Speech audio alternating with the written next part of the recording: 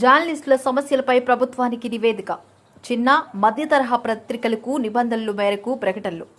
AP working జర్నలిస్టుల federation ఆధ్వర్యంలో విరతులు. చిన్న మధ్య తరహా పత్రికల సమస్యలపై జర్నలిస్టులు అందించిన వినతి పత్రాన్ని జిల్లా కలెక్టర్ హరేంద్ర ప్రసాద్ ద్వారా రాష్ట్ర ప్రభుత్వానికి నివేదించడం జరుగుతుందని విశాఖ జిల్లా రెవెన్యూ అధికారి డిఆర్ఓ భవానీ శంకర్ తెలిపారు. శుక్రవారం ఏపీ వర్కింగ్ జర్నలిస్టుల ఫెడరేషన్ ఆధ్వర్యంలో broadcast, small and media newspapers అసోసియేషన్లకు చెందిన పలువురు జర్నలిస్టులు జిల్లా కలెక్టర్ కార్యాలయంలో డిఆర్ఓను కలిసి వినతి పత్రం అందజేశారు. ఈ సందర్భంగా జాతీయ జర్నలిస్టుల సంఘం ఎన్ఏజే కార్యదర్శి గంట్ల శ్రీనుబాబు చిన్న మధ్య తరహా పత్రికలకు సంబంధించిన సమస్యలను డిఆర్ఓకు విపులంగా వివరించారు. అనంతరం డిఆర్ఓ వాటిని నిశితంగా పరిశీలించి కలెక్టర్ ద్వారా ప్రభుత్వానికి ఆయా వినతులను పంపిస్తామన్నారు. చిన్న మధ్య తరహా పత్రికలకు నిబంధనల ప్రకారం ప్రకటనలు ఇస్తున్నట్లు డిఆర్ఓ చెప్పారు. జర్నలిస్టుల సమస్యల పరిష్కారం కోసం తమ వంతు సహకారం అందిస్తామని, సమన్యాయం పాటిస్తామని డిఆర్ఓ తెలిపారు. సంయుక్తంగా ఇటీవలే రాష్ట్ర విద్యాశాఖ మంత్రి నారా లోకేష్ గారికి మరి మా అధ్యక్షులు నారాయణ గారితో కలిసి నేనే ఒక వినతి పత్రం సమర్పించడం జరిగింది. అందులో ప్రధానంగా జర్నలిస్టులు చిరకాలంగా ఎదుర్కొంటున్న డిమాండ్లన్నీ కూడా అందులో పొందుపరచడం జరిగింది.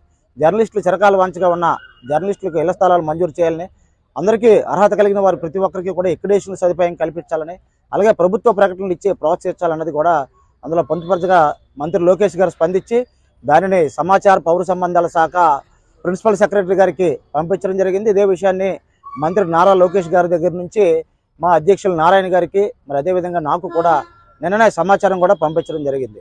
మరి ఈరోజు విశాఖ జిల్లా కలెక్టర్ కార్యాలయ ప్రాంగణంలో మరి డిఆర్ఓ భవానీ శంకర్ గారిని కలిసి ఇటీవలే మేము కొన్ని తీర్మానాలు చేసుకోవడం జరిగింది. ప్రధానంగా అందులో చిన్న మధ్య తరహా పత్రికలకు ఎంపానల్మెంట్తో సంబంధం లేకుండా అందరికీ కూడా ఏవైతే ప్రింట్ చేస్తున్నాయో ఆ పత్రికలన్నీ కూడా ఒకే ప్రాతిపదికన ఎక్రిడేషన్లు మంజూరు చేయాలని, అలా కాకుండా ఎంపానల్మెంట్ని పరిగణలో తీసుకుంటే చాలా కాలం నుంచి చాలా పత్రికలు అక్కడ కమిషనర్ కార్యాలయంలో ఎంపానల్మెంట్ కోసం ఎదురు చూస్తున్నాయి.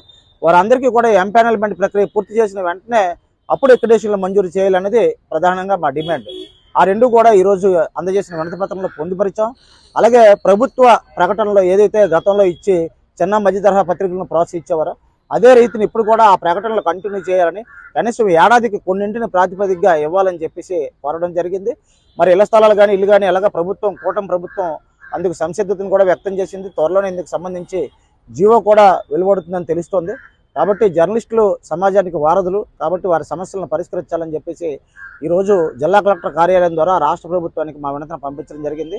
ఇందులో పాల్గొన్న మిత్రులందరికీ కూడా మరి 3 యూనియన్లకు సంబంధించిన వారు మరి మిగతా జర్నలిస్టులు కూడా మా సోదరులందరూ కూడా పెద్ద మొత్తంలో వచ్చారు. వారందరికీ కూడా రాష్ట్ర కార్యవర్గం తరఫున ప్రత్యేకంగా ధన్యవాదాలు తెలియజేసుకుంటూ సెలవు తీసుకుంటాం. శుభాకాంక్షలు, శుభాభినందనలు. ముఖ్యంగా ఈ నెల 19న మనం పబ్లిక్ లైబ్రరీలో నిర్వహించిన సమావేశంలో తీసుకున్న నిర్ణయాలను ఈరోజు మా జిల్లా కలెక్టర్కి సమర్పించాలని నిర్ణయించాం. అయితే ఆయన లేకపోవడం వల్ల డిఆర్ఓ గారికి ఇచ్చాం. ముఖ్యంగా జర్నలిస్టులందరికీ కూడా ఇళ్ల స్థలాలు ఇవ్వాలని, అదేవిధంగా పెన్షన్ సదుపాయం కూడా కల్పించాలని, ఎంపానల్మెంట్తో సంబంధం లేకుండా రిక్రియేషన్ కార్డులు అర్హత ప్రాతిపదిక ఇవ్వాలని మనం డిమాండ్ చేశాం. వాటి మీద డిఆర్ఓ గారు కూడా సానుకూలంగా స్పందించారు. ఈ మెమరాండంని ఆయన ప్రభుత్వానికి పంపుతా ఉన్నారు. సో మన రాష్ట్ర మంత్రివర్యులు పార్థసారథి గారు అదేవిధంగా ఇతర అధికారులు కూడా సానుకూలంగా స్పందించి ఈ నెల 28న ఎలాగ మా స్టేట్ ఎగ్జిక్యూటివ్ ఉంది, ఆ ఎగ్జిక్యూటివ్ సందర్భంగా మినిస్టర్ గారిని కూడా కలిసి మన సమస్యల మీద నివేదించి వీళ్ళని త్వరగా వాటిని పరిష్కరించేందుకు కృషి చేస్తామని ఈ సందర్భంగా Andhra Pradesh working journalist federation, AP broadcast journalist association, AP small and medium papers association తరఫున కోరుకుంటున్నాం.